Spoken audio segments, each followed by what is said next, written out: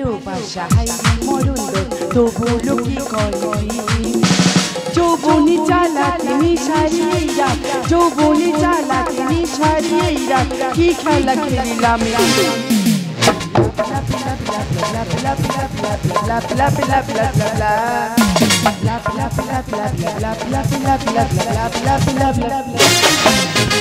না না একটা ছেলে যারা পুরো আমি শেষ হয়ে গেলাম আমি তো তোর মা আমার কথা মতো চলবি সে আমার কথা কিছুতে শুনবে না মা তোর দালাই কে গ্রামে মুখ দেখাতে পারবো নি কেন কি হয়েছে কি বাবা দেখেন কলকাতা তোলে তুই কবার ধোলা পলদি বলদিনি এই তোকে কে বলেছি কে গ্রামে থাওয়ালা বল তোর বাপ দেখেন কলকাতা তোলে গেতে তোর মা খালি ধোলা পড়তে ওই গ্রামের লোকের বাড়ি কি থাকবে তোর নদ্দা ধরম কিতুনি দেখছো মা সামনে কেমন খারাপ কথা বলছে বলি শোন তোর বাবা অনেকদিন পরে বাড়িতে আসছি যদি কোনো কথা বলেছি তুই হয়তো ভাবতে পারছিস না সবসময় তোর ভয় দেখায় তোর ব্যবস্থা আমি করে দেব আমার বউ আমার কথা শোনে না আমার বউ আমার কথা শোনে না দাদা সবে কলকাতায় গিয়ে কাজে মন দিয়েছি আমার বন্ধু ফোন করে বলে তোর বউ তো ধরা পড়েছে আমি কি করি রে ভেবে ভেবে মরি এত লোকের মরণ হয় আমার হয় আমি করি রে ভেবে ভেবে মরি রে এত লোকের মরণ হয় আমার হয় ও আমার বউ আমার কথা শোনে আমার বউ এবার তুই এইটি তোরা কাজ ঘরে পথে পথে আমুল তোর কেন রে তুই দেখেন কলকাতা চলে গেছি এই কোনো কথা বলছিস তোর ব্যবস্থা আমি তুই আমার চিনি তোর ও কি বলছ বলতে দাও বাবালে তুই দেখেন কলকাতা চলে গেছি আমাদের ঘরে তোর লোকের নাইন পলে গেছে সে কি মা তো তিনটাল বার ধোলা পলেতে কি বলছে ওর কথা তুই বিশ্বাস করছো পাগল কোথায় কি বলে ওর কথা তুই বিশ্বাস করবে না এই তো গ্রামে থাবালা কালকে মাছ ধরে বেদ দেখতেলো তোর মা ধরে বিয়ে দিচ্ছিল হ্যাঁ তা তুই কোলবাদ যায়নি হ্যাঁ নদ্দা কালে তোর মা লজ্জা করে না তোর লজ্জা করে আমাদের ঘরে কাঁটাখানি আর কিতুনি কেন সব ছেলে আগে কাল করে সে কি তাহলে হোটেল করে তো হোটেল ভালো হয়েছে হোটেল করে দিলে ওই হোটেলে তুই কি আটটা হবি আরে মা তালাই গ্রামে মুখ দেখাতে পাই না কেন এই গ্রামে যদি বার হইতি গ্রামে থাওয়ালা খালি বলবো এই বেদম্মা আসতে বেদম্মা গ্রামের ছেলেরা তোর বেজম্মা বলে হ্যাঁ কি বলছিস শুনতে পাচ্ছিস যারা বলছে তারা কি ভালো কে ভালো মন্দ দেখার দরকার নেই যে পৃথিবীতে জন্ম নেয় সে আবার বেজন্মা হয় কি তোমার জন্য শুনতে হচ্ছে শোন খোকা ঘরের দ্বারা তো ছোট পিসুমোটা আছে মানে আমার ছোট ভগ্নি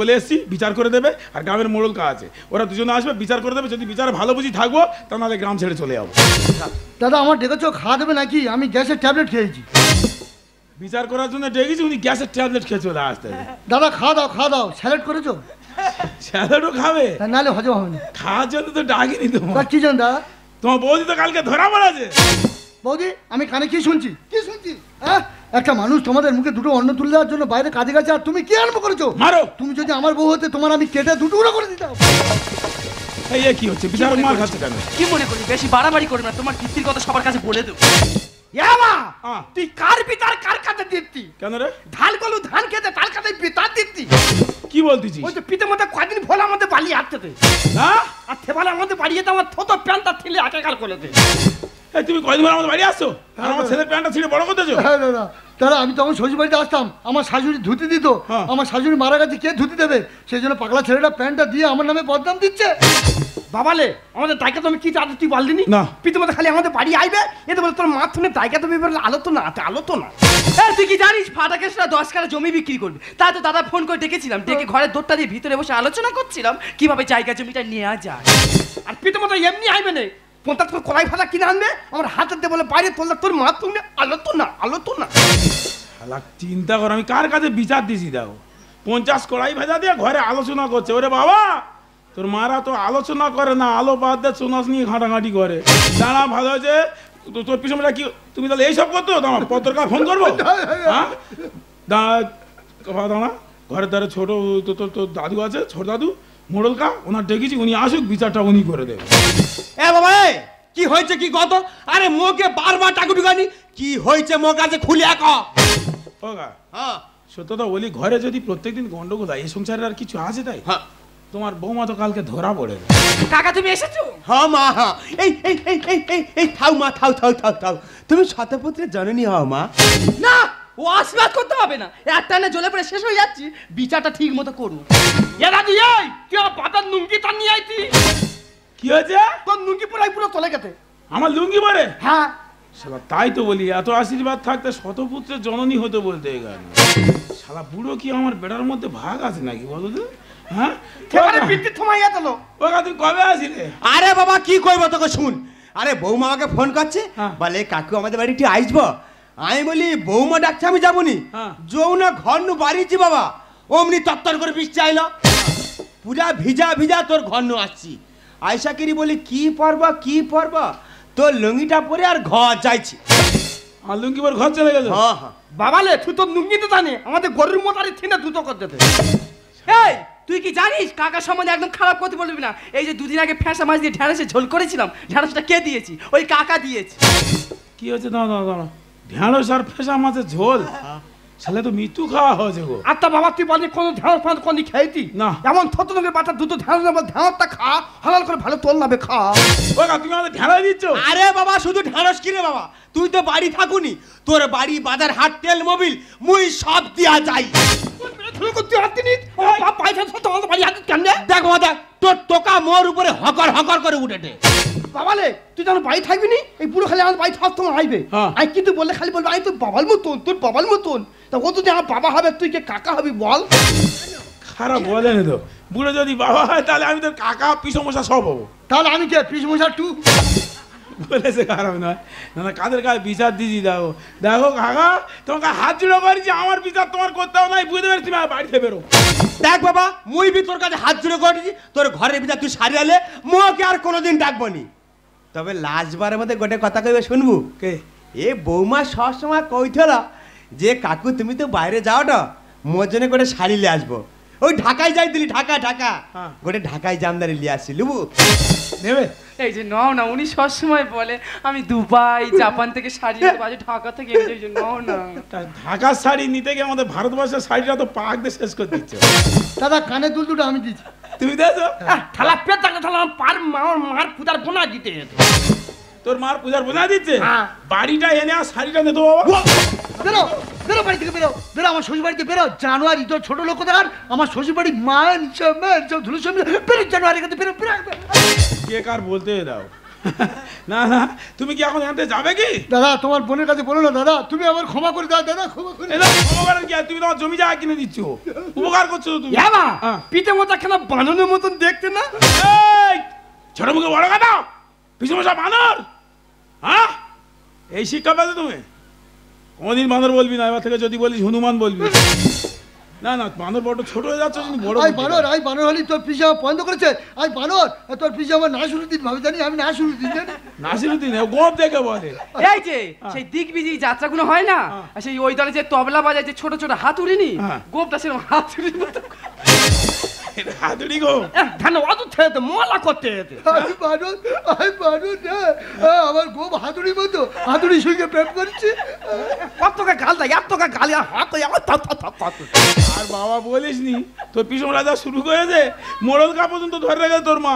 তোর মা যা শুরু করেছে, বিরাট বড় মন তোর মা, আর এখানে থাকা যাবে না, চ তুই বাপও চলে যায়। এই যে দাঁড়াও, আমি কোনোদিন এমন কাজ করবো না। এই তোমার গায়ে হাত দিয়ে বলছে, আর ছেলের মাথায় হাত দিয়ে বলছে। সবসময় আমার গায়ে হাতে দিবি করা, ছেলের মাথা হাতে দিবি করছো কিন্তু। হ্যাঁ সেরে যাবে তো? হ্যাঁ। বাবা তুই মার কথা ভিতরে মাথা তোমার মিথ্যা কথা বলে। শোন বাবা, কোনোদিন তোর কি মাথায় হাতে দিবি করেছে? তুই আমাদের একটা মাত্র ছেলে, তোর মাথায় হাতে দিবি করেছে মানে আজ সেরে যাবে। এই দেখো এত বড় বড় পূজা যাচ্ছে, এত বড় বড় মেলা যাচ্ছে, নিজে বগল কাটা জামা গায়ে দেখুচ্ছ, ছেলে একটা জামা কিনে দিচ্ছে না। আমার তো বল কাটা, তুই এইটা তোর মা থেকে কেটে নিচ্ছি। মা দুদিকে কাটা, আমি একদিকে কাটা। ভালো হয়েছে, আমি তোর একটা ভালো জামা প্যান্ট কিনে নেবো। আমি জামা প্যান্ট নেবো নি, কে নেবে? আমি একটা প্যান্টি নেবো, প্যান্টি। এই যে লোক তোর খারাপ বলে, কোথায় কি বলতে হয় জানিস না। ভালো জামা প্যান্ট কিনে দেবো, যা পাশে ঘরকে ঘুমা, কাল সকালে আমি কিনে দেবো। ঠিক আছে যা, দেখেছো ছেলে বুঝতে পারে, বড় হয়ে গেছে।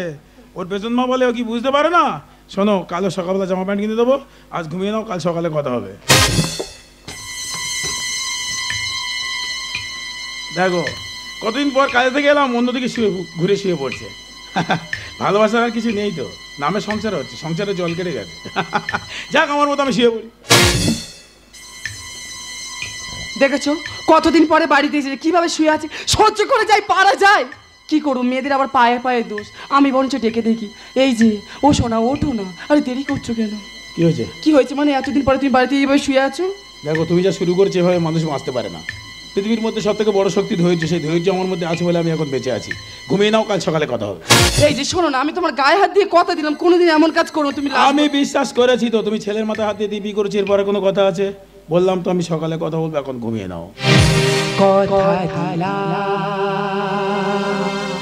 আমি কথা দিলাম, তুমি আমি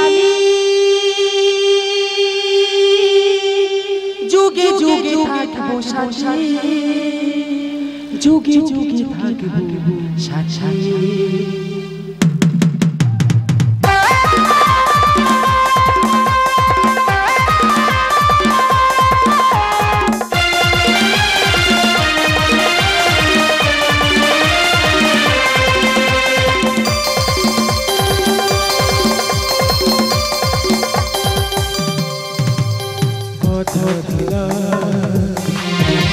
আমি কথা দিলাম, তুমি আমি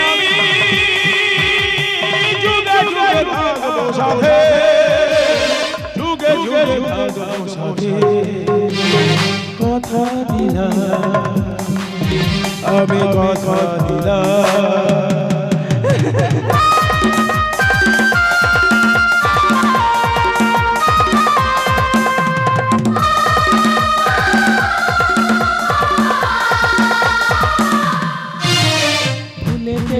যেমন গন্ধ থাকে তেমন ছন্দ থাকে,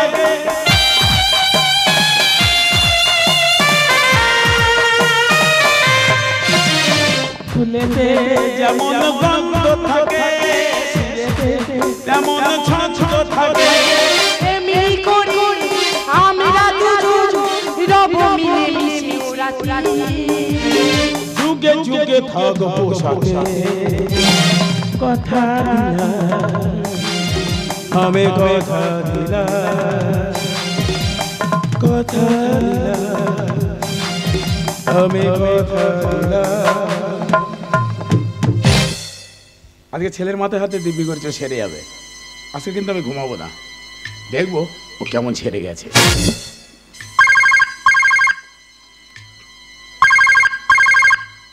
হ্যালো, হ্যাঁ কি? আর তুমি আসতে গেছি কেন? আর আমার স্বামী ঘরে এসেছি। কি হচ্ছে, এসে গেছো? আচ্ছা ঠিক আছে, ওই পুকুর বাড়ি ব্যাকা মতো তেঁতুল গাছটা আছে, ওই দাঁড়াও আমি আসছি। হ্যাঁ। কেমন ছেড়ে গেছে দেখো, 5 মিনিট হয়নি ফোন ঢুকে গেছে, বলে পুকুর বাড়ি তেঁতুল গাছের গোড়া দাঁড়াও, আমি যাচ্ছি। আজকের কিন্তু আমি বললাম না আমি ঘুমাবো না, আজকে খালি আমি থাকবো না, মেশিন লোড করে নিয়ে শুয়ে পড়বো। আছি, দেখি কে আসে। অনেক সংসার নষ্ট করছে, আর নয়, যে আসবে ওরও মারবো এরও মারবো, দেখি কে আসে।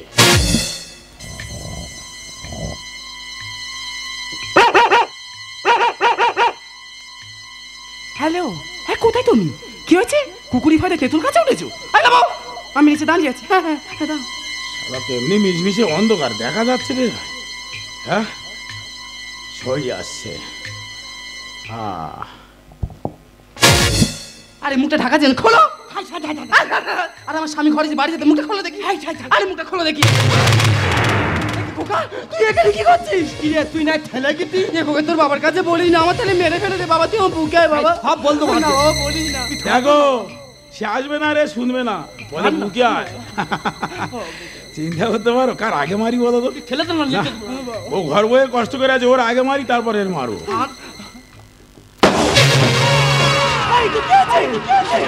কিরে, কতদিন আসছিস? এইভাবে কত সংসার নষ্ট করেছিস? এটা কি করেছো? কি করে কাকে খুন করেছো?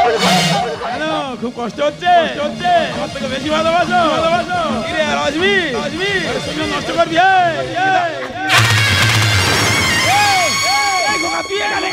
বাবা, মা সব সময় বলে আমি ঠেলে গেছি। তাই মাকে পরীক্ষা করার জন্য আমি এখানে এসেছিলাম বাবা। আমি বুঝতে পারিনি তুই এখানে। জানো বাবা, মা তোমার আমি জানি, আমি সব সত্যি কথা বলি, কিন্তু আমার কথা কেউ বিশ্বাস করে না বাবা। সবাই বলে আমি পাগল। আমি পাগল নই না, আমি সব সত্যি কথা বলি।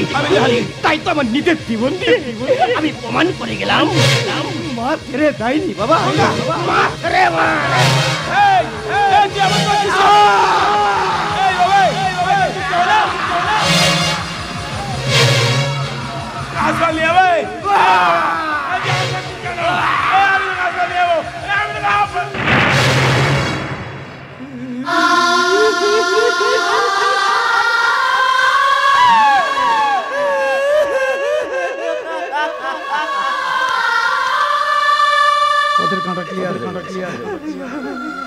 ও আজকের ওর জীবন দিয়ে বুঝিয়ে দিয়ে গেছে ও পাগল নয়, ও বেজন মানুষ। ও যদি আজকের বুঝিয়ে দিত তাহলে কাল সকালে সবার চোখেও একটা পাগল হতো, একটা বেজন্মা হতো। তাই ও জানে পৃথিবীতে বেঁচে থেকে লাভ নেই, পাগল আর বেজন্মা। তাই নিজের জীবন দিয়ে বুঝিয়ে দিয়ে গেছে তুমি একটা খারাপ মহিলা, তুমি মা নও,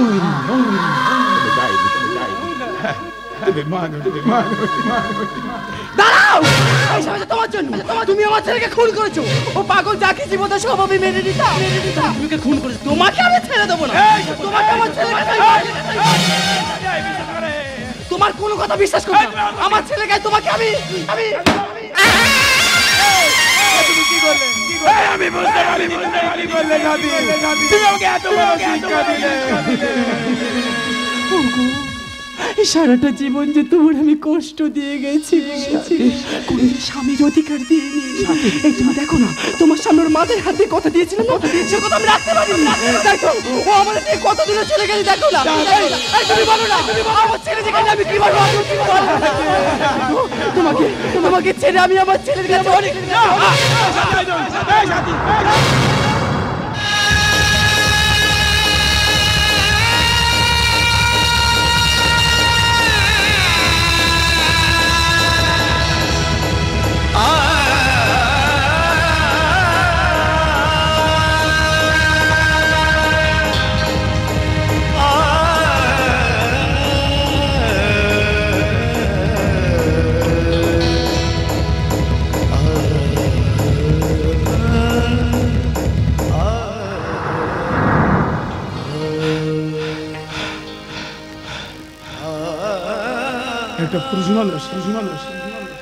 একটা পুরুষ মানুষ বিয়ে করে, বিয়ের পর তার মাথায় সংসারের বোঝা চাপে। সেই সংসারের সংসেজে স্ত্রীকে ভালো রাখার জন্য, স্ত্রীর কাছে ভালোবাসা পাওয়ার জন্য অর্থের দরকার। সেই অর্থটা যখন সে বাইরে ইনকাম করতে যায়, ইনকাম করে নিয়ে সে বাড়িতে আসে, এসে দেখে তার স্ত্রী আছে, সংসার আছে। শুধু সে যে জন্য বাইরে কাজে গিয়েছিল সেই অর্থটা নিয়ে এসে, কিন্তু তার জন্য সেই ভালোবাসা সেটা অন্য কারো। তাহলে বলুন পুরুষ মানুষের কিসের জীবন? একটা মেয়ে এসে যন্ত্রণা হলে কেঁদে হালকা হয়ে যায়, আর একটা পুরুষ মানুষ দেবদাস।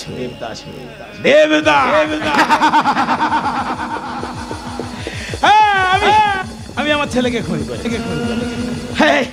আমার সাথী বললো না, আমি আমার সন্তানকে খুন করেছি। আজ আমি আমার সন্তানের রক্ত গোলাপ,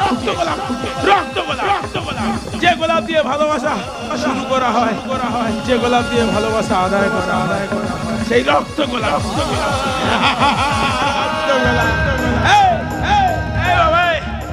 তুই আমাকে ক্ষমা করে দিস, বিশ্বাস কর আমি বুঝতে পারিনি।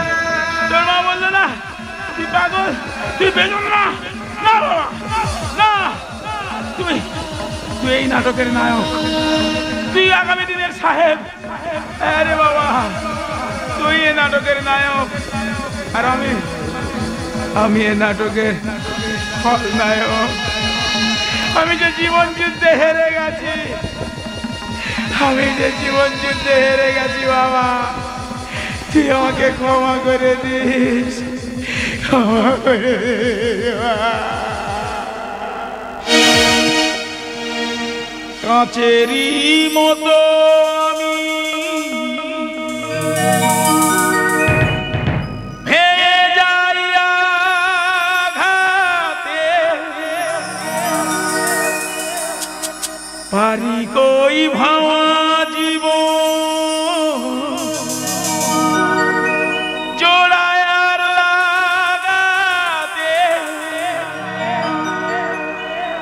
হিসেবে ক্ষতি ছাড়া পাই কতটুকু,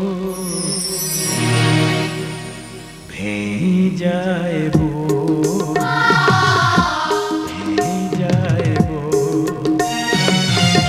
ফোটে যে রক্ত গোলা চিরদিন জ্বালাতেই নেভাতেই প্রদীপ আমার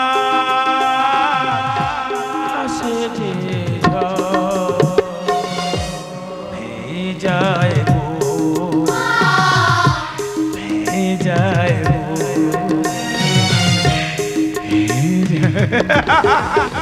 খোকা